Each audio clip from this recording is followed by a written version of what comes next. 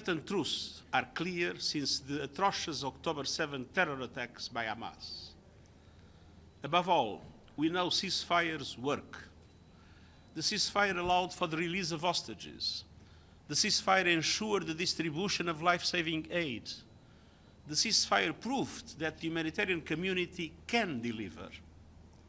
For weeks, guns fell silent, obstacles were removed, looting ended, and we were able to deliver life-saving supplies to virtually every part of the Gaza Strip. That all ended with the shattering of the ceasefire.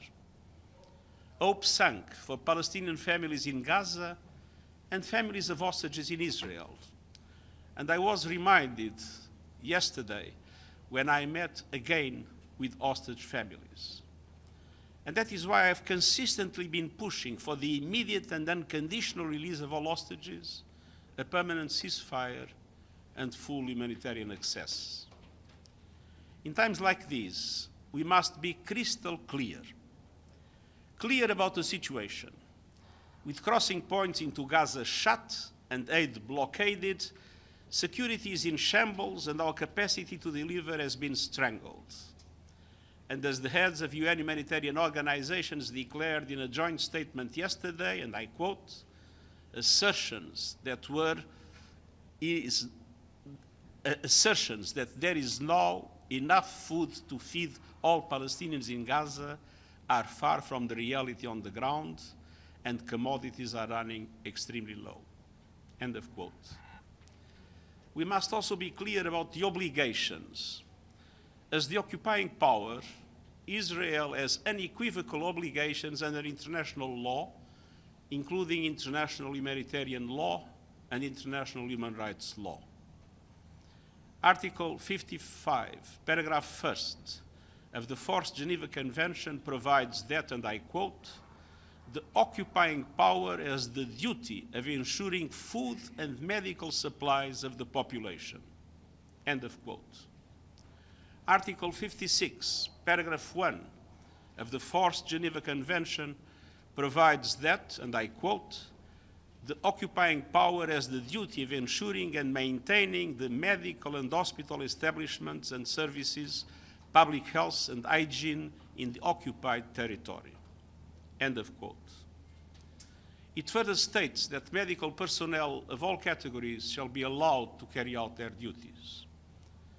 And Article 59, paragraph 1st of the Fourth Geneva Convention provides that, and I quote, if the whole or part of the population of an occupied territory is inadequately supplied, the occupying power shall agree to relief schemes on behalf of the said population that shall facilitate them by all means at its disposal. End of quote. None of that is happening today. No humanitarian supplies can enter Gaza.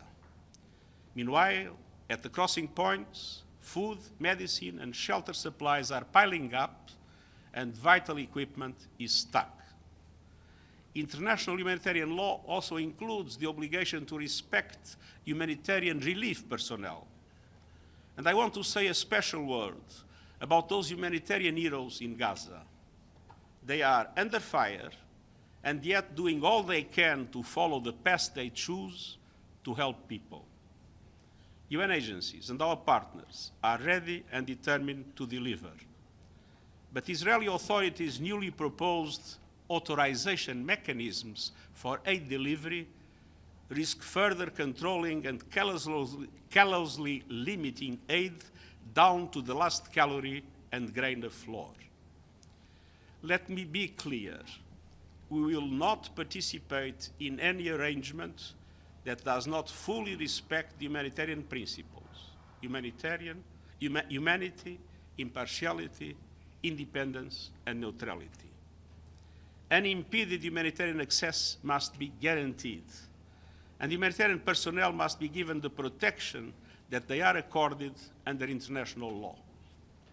The inviolability of United Nations premises and assets must be respected.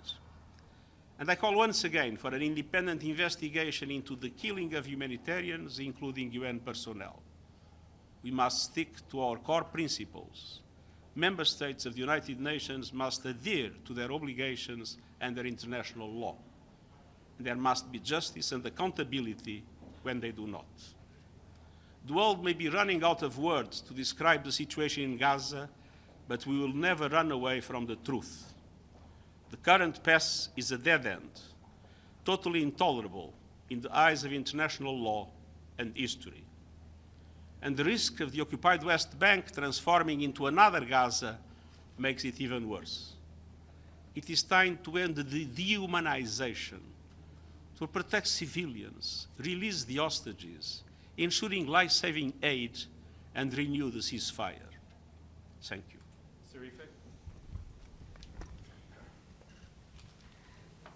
Thank you for the opportunity. Secretary General, this is Sheriff from another agency. I actually have a question about the press conference between Prime Minister Netanyahu and President Trump yesterday.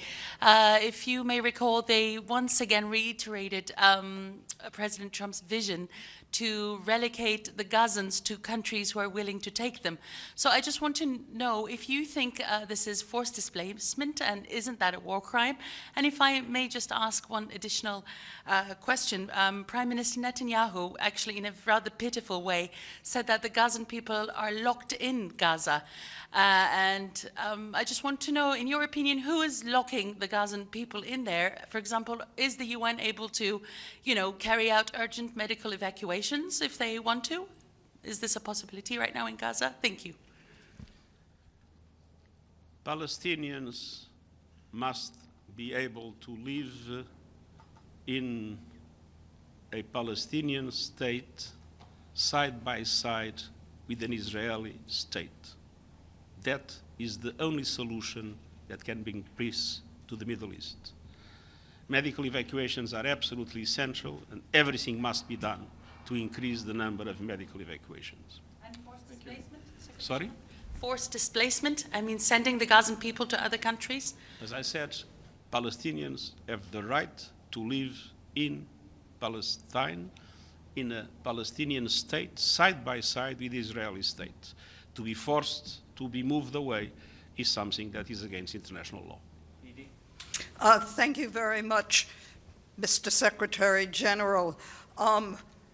As I'm sure you have been reading, President Trump has imposed widespread tariffs on almost every country in the world. I wonder if you could give us your reaction to this, and are you concerned that this could lead to a global economic recession? I've been clarifying my position about this issue time and time again. Trade wars are extremely negative. Nobody wins with a trade war. Everybody tends to lose. And I'm particularly worried with the most vulnerable developing countries, in which the impact will be more devastating. I sincerely hope that we will have no recession, because a recession will have dramatic consequences, especially for the poorest people in the world. Gabriel? Mr. Secretary General, Gabriel Elizondo from Al Jazeera English. In your remarks just now, you said the world may be running out of words to describe the situation in Gaza. However, much of the world does have a word to describe what's happening in Gaza, and that word is genocide. You have been consistent over the last 18 months that you feel it's up to a relevant international court to determine if a genocide is taking place in Gaza.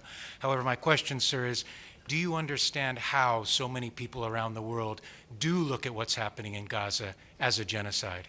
I think that the situation is sufficiently horrible not to be worried with the semantics.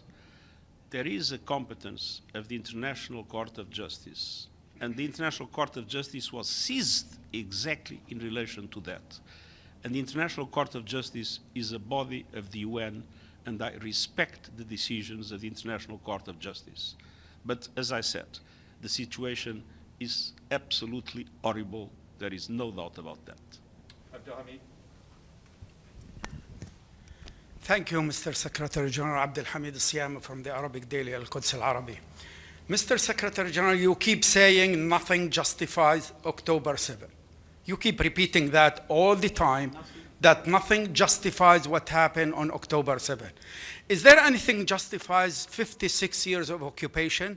Is there anything justifies the settlement activities? Is there anything justifies bulldozing many thousands of Palestinian homes? Is there anything justifies the invasion of Jerusalem and not allowing Palestinians to go to the Holy Mosque? Why you keep repeating that as if history started on October 7? Thank you. If you listen carefully to what I say, I always say, when I say nothing justifies the October 7 horrible terror attacks by Hamas, I always add, and nothing justifies the collective punishment of the Palestinian people. And all the things that you have been described correspond exactly to the collective punishment of the Palestinian people. Thank you very much. Thank you. Thank you very much. Human rights